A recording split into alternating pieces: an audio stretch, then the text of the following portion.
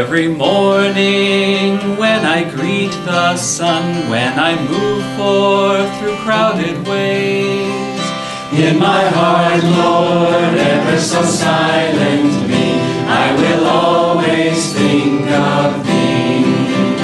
In my heart, Lord, ever so silently, I will always think of Thee. When I laugh, oh, and when I cry with pain, when my best friends misunderstand, in my heart, Lord, ever so silently, I will always think of Thee.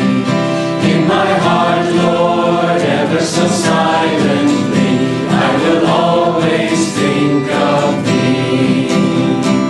Dear God, my God, I am Thine for eternity.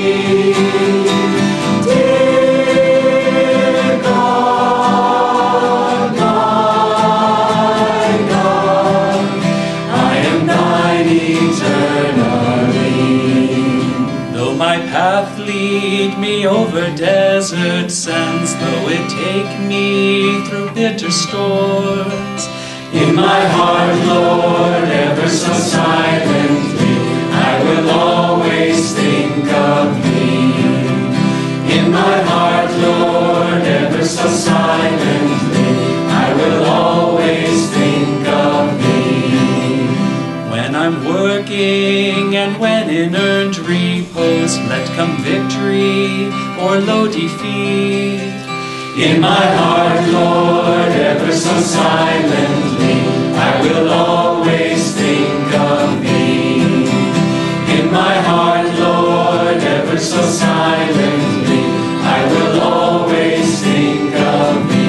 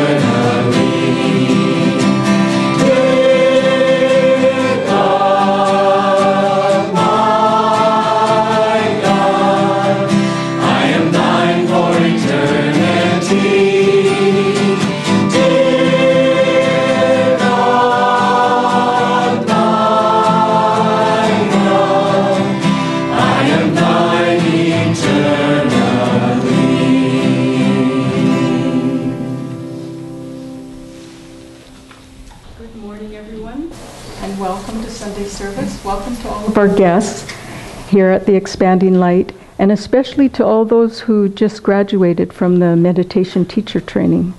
Wonderful. And welcome to everyone watching on the internet also. My name is Nayaswami Mantradevi, and this is Nayaswami Nirmala. I'll read from Rays from of the One Light. And this morning, the topic is, we are children of the light. Truth is one and eternal. Realize oneness with it in your deathless self within. The following commentary is based on the teachings of Paramahansa Yogananda. It is common for people to perceive themselves according to their present realities. A person in ill health says, I am ill. Few say, I am well, it is my body that is suffering. People in a low income bracket say, I am poor. Only the unusual person will say, though outwardly I live in poverty, inwardly I am wealthy. Thus, when it comes to moral and spiritual development, people commonly identify themselves with their weaknesses and their mistakes. They consider it almost a sign of humility to say, I am a sinner. Though in effect, what this means is that they identify themselves with their sinfulness, not with the soul's power to transcend all limitations in God. The great masters, including Jesus Christ, have always emphasized the divine potential of mankind. To encourage us, they address us as children of the light, not of darkness. The Bible, in the Gospel of St. John, chapter 3, makes the point that our true home is not the mud of this earth, but the light of heaven. No man hath ascended up to heaven, it tells us, but him that came down from heaven. This passage continues, even so, the Son of Man who is in heaven, emphasizing that Jesus, though he lived on earth, is perceived by the eye of wisdom as conscious, even in human form, of his true reality in heavenly spheres. The way to know God is to live in godly consciousness and not to bewail our imperfection and our distance from God. Jesus said, "Blessed are the pure in heart, for they shall see God." And the Bhagavad Gita states, "Seekers of union with the Lord find him dwelling in their own hearts. But those who, lacking in wisdom, seek him with impure motives, cannot perceive him, however much they struggle to do so." If you want to know God, Paramahansa Yogananda said, live in the thought that you have him already. Thus, through the Holy Scripture, God has spoken to mankind. Om,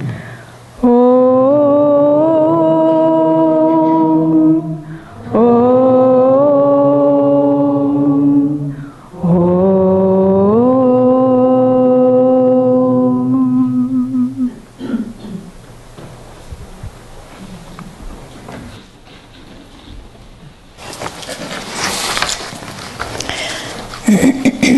And from Whispers from Eternity. Can I have it over here? Thank you. Teach me, O Spirit, by meditation, to stop the storm of breath, mental restlessness, and sensory disturbances raging on the lake of my mind. Let the magic wand of my intuition stop the gale of passions and unnecessary desires. And in the rippleless lake of my mind, let me behold the undistorted reflection, the moon of my soul glistening with the light of thy presence.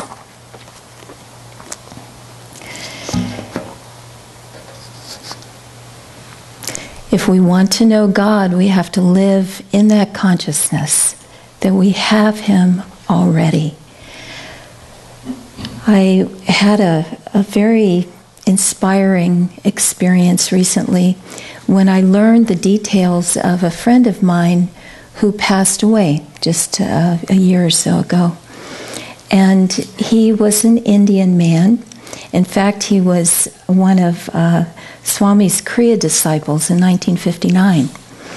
And so when he heard that Swami was back in India in 2003, he was thrilled and was very humble. He took all the meditation classes from Meditation 1 all the way through Kriya Prep and took Kriya again. He came to everything. And he became a Nayaswami when that order started. He was a very strong person. He was big and tall. It was Mr. Beige, you remember. And very tall and strong, didn't have very many teeth left. Always dressed in Indian clothes. He didn't do the Western clothing that many Indian men do. He was very sweet, and right before we had met him in 2003, he had lost his wife. His children were all grown up. He lived by himself. We visited his home, and he was very simple, lived very simply. He went against the normal tradition, the cultural tradition of India, and he would hug people.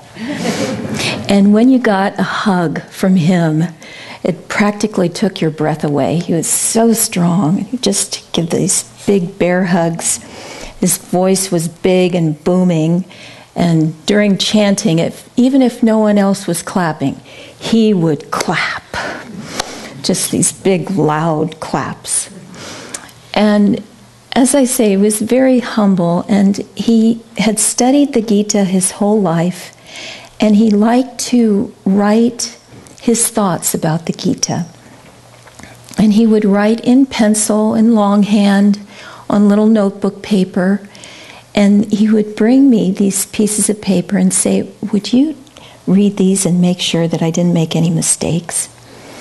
And I was always so touched that he would want me to read this and check his homework. It's just so sweet. Well, we saw him about a week before he passed away. And we didn't actually say anything about it, but I think we felt that it was the last time we would see him in this lifetime. And just a few days later, he got a fever. And in India, people get fevers all the time. It's not a very uncommon thing. Usually it doesn't amount to anything. But this one took his life. So he was home resting, and at a certain point, he knew he was about to leave his body. And so he picked up his cell phone, and he called his children who lived around him. And he said, "Come to my bedside, I'm about to leave my body." So they rushed to him, and he was lying on his bed, and he said, "Now the energy is starting to withdraw into my spine. You can feel my feet and my hands, they're getting cold. The energy has left. Now soon the energy is moving up my legs and into my torso. See, my legs are becoming cold. The energy is moving up my spine, past my heart. Soon it will pass through my throat, and I won't be able to speak to you anymore. So, goodbye, and God bless you." And it happened just as he was saying, and they could see that his life and consciousness was still there in his eyes until the energy went out the top of his head, and then his eyes glazed over. What a perfectly beautiful way to live and to die. Because I loved him so much, and I knew that he loved us too, it was such a gift to learn that he had left his body in this way, because I thought, he's my friend. He's not some great sage and saint and unapproachable being. He's my dear, dear friend, and he was able to do that. Maybe I can do that too. We have many beautiful stories here at Ananda of devotees who have left their bodies in beautiful ways, and there's a lot of saintliness here, a lot of living in spirit and passing in spirit.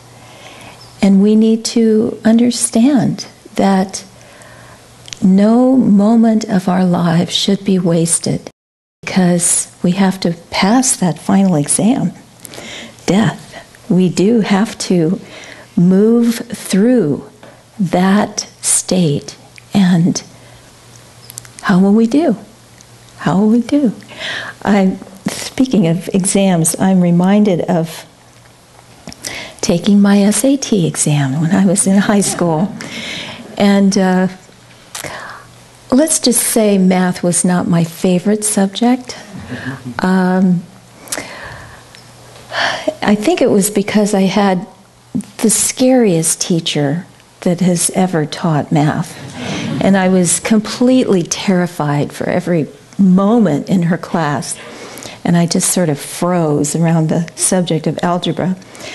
Geometry, I had a different teacher, and I actually got an A in geometry when she asked the class to make a design out of geometric symbols, and I could do that. But when I sat for my SAT exam, I remember being terrified and then sitting down with my pencil, looking through all the pages, and it was hopeless. I had nothing to offer. I might as well just break my pencil, run away. And I think because I was so desperate, there was no hesitation, there were no limitations, there was no blockage of energy. I just said, Lord, you have to help me. There's nothing, I can't get through this unless you help me. And that's the beautiful thing about God. He's always there. You don't have to make an appointment, try to fit him into the schedule, try to, make time to see him. Any time that you want to say, God, come to me, he's right there. He's always there, waiting, listening, watching, just eager to help. And so I just turned it all over to God in this exam, and I got very, very calm because I really gave it over to him. I was not a calm kid, so this was a miracle in itself. And as I focused on each question, I just tried to think, well, what should be the answer? Fortunately, it was multiple choice. And I just thought, well, logically and intuitively, what should be the answer? I had plenty of time. I went through the whole thing. Then I went back through and checked it all again, made a couple of adjustments, and just completely gave it over to God. Thought, I'm going to get 0 on this, but that's okay. I did my best. God helped me. I was calm. It was a joy. We're done. Well, when we got the results back, the teacher announced that my grade was in the 99th percentile. I was the highest in the school. And when she said 99th percentile, I thought, oh my God, 99% of the people got better than I did. And that makes sense. I was in the 1% that was at the bottom. But that has always proven to me that God can help anybody do anything. There is nothing that is beyond his scope. In fact, when we get into creative projects, it's such a advantage to think that no matter what subject we're involved in, God is an expert. He knows everything. And so if we draw on him, there's no limit to what we can do. If we want to live in that consciousness that we have God already, it's important that we see everything as coming from him. All the good things, it's easy to think, God found me this great apartment, or God is making the sun shine, and God is speaking to me through the birds. There's lots of poetic things we can get into, and it's fine, it's not bad.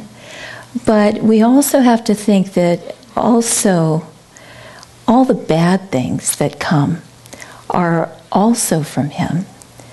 God is creating all the tests that we have in our lives, all the bad diagnosis, the divorce, the pain, the fear, all the suffering. He's doing all that too. He's giving us that.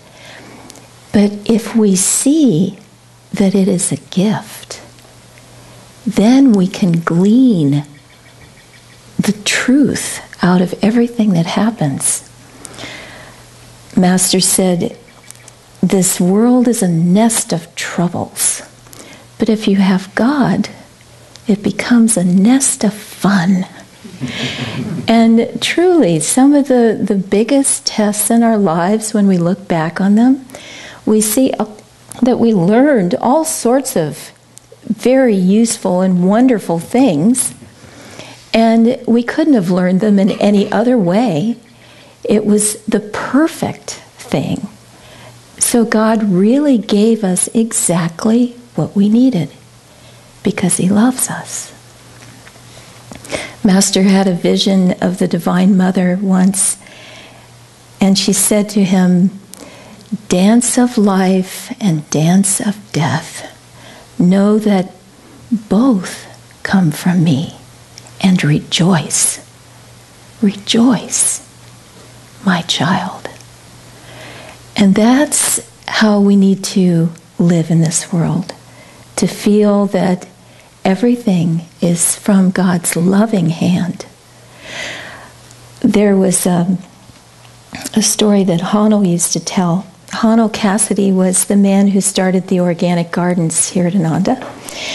And he had led a very colorful life and had many careers. And one of them was as a high-level fashion photographer in New York City. I think he worked for Vogue magazine.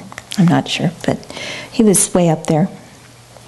And sometimes in his work, he would need a child to be a fashion model, to be on the set with the real models. And so he would bring in his little daughter, Sylvia. She was 4 or 5, maybe 9, 10, as the years went by, and he was working with her sometimes. And he said it was so charming because here was this high-powered scene where all these big egos are, doing their thing and doing the sets and making sure the lighting is just right and setting up all the cameras and people running around getting the props and dressing these famous models and getting their hair done and everything just so.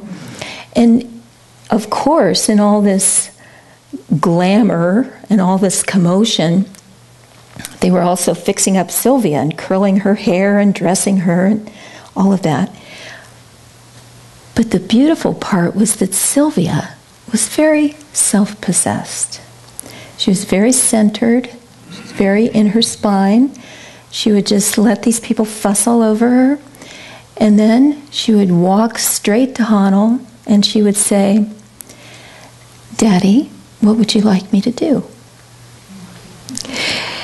And that's how we need to live in this world. Let all the commotion go and swirl around us. It doesn't matter. Live in that center and keep asking, "God, what would you like me to do? How would you like me to serve here? What should I give there? What should I say? What should I do? How should I be?" He is our Father, our Mother, the one who truly knows us. It's interesting. I'm thinking of a line that someone told me about recently. We're not who other people think we are. We're not even really who we think we are. We are spirit. And so this line was, "Your opinion of me is none of my business." I think that's a great line. So we have to just be free in ourselves. Turn over our lives to God. Just like in the purification ceremony this morning, the Master says, "Open your heart to me, and I will enter and take charge of your life." That's where the freedom comes. Swamiji once was in, this was many years ago, he was in the Kolkata airport, and the people who were supposed to pick him up at the airport didn't show up. And the place was mobbed. He found out later there were no rooms anywhere in the city, no hotel rooms available. And instead of dashing to the phone or starting to make inquiries, trying to get a taxi, doing all those things, he just stopped. He closed his eyes. He said, "Divine Mother, what do you have in mind?" And in that moment, when he opened his eyes, there was a man standing in front of him, and the man said, "What is your good name?"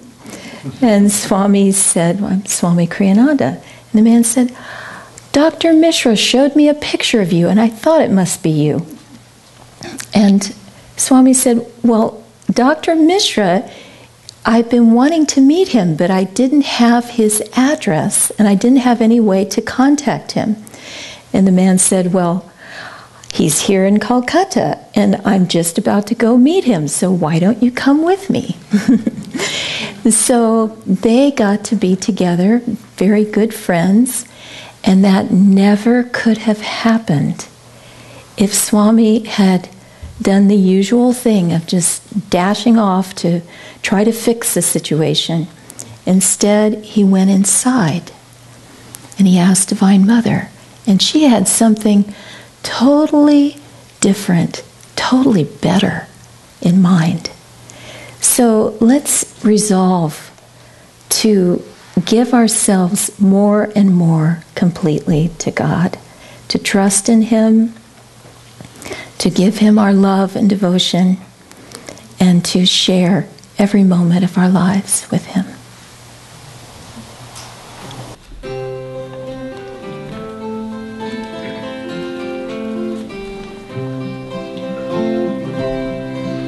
Nightingale, nightingale, sing that joy through the night. Teach my heart to impart everywhere your delight. Sing of moon rays on the main, sing that love's not in vain. Every grief, every wrong has its ending in song.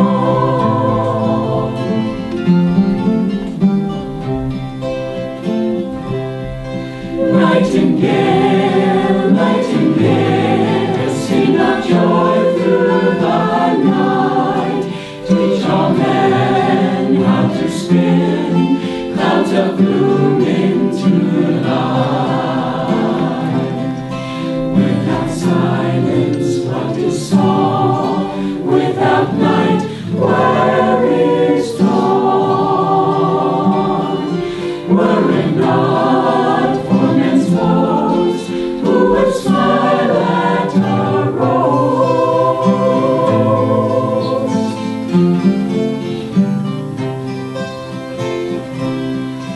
Nightingale, nightingale, sing of joy through the night. Let each soul